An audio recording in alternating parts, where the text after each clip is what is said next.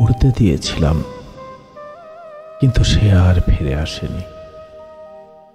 তার মানে সে আমায় ভালোই বাসেনি।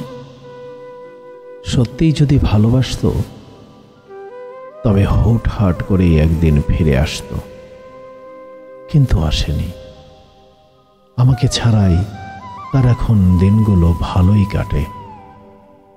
আমাকে ছাড়াও তার জীবনটা পূর্ণতা পেয়েছে। নিয়মিত খোঁজখবর নেয়া, নিয়মিত যত্ন নেয়া, সামান্য দোষ ত্রুটিতে শাসন করা, ঔষধ সেবন করতে না চাইলে রাগারাগি করে ঔষধ সেবন করিয়ে দেয়া, নিয়মিত খাবার না খাইলে নিজেও না খেয়ে থাকা, হাজারটা খুনসুটিময় আলাপচারিতায় সব সময় তাকে মাতিয়ে রাখা দিনগুলোতে এখন আমাকে ছাড়াও তার চলে।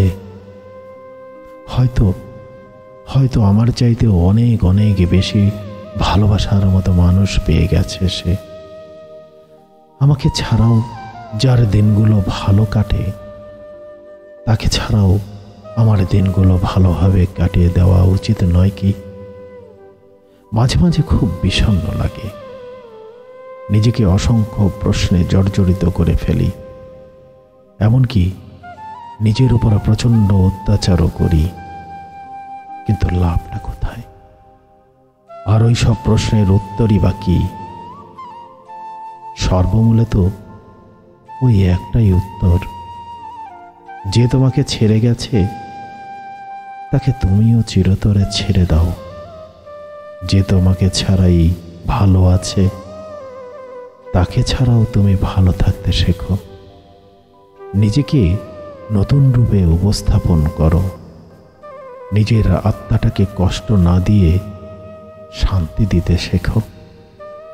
অনেকগুলো দিন তার ফিরে আসার অপেক্ষা তো করলে, তার সাথে থেকে যাবার জন্য প্রাণপণ লড়াইও তো করলে, কোনো লাভ হলো কি?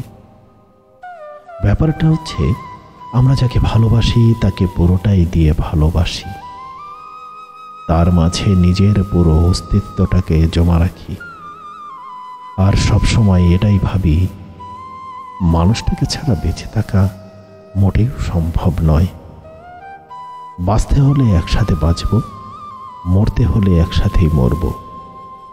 এই যে উদ্ভট কথাগুলো, চিন্তাভাবনা আমাদের মস্তিষ্কটাকে পুরোটা গিলে নেয়। উঠতে বসতে শুতে কোনো কাজ করতে গেলেও যেন মানুষটার ছায়ার মতো লেপ্টে থাকে। বাড়তি কোনো চিন্তা নিজেকে সঠিক জায়গায় পৌঁছানোর পথেও ভীষণভাবে বাধা হয়ে দাঁড়ায়। না পারি ভালো থাকতে, না পারি সুস্থভাবে বাঁচতে।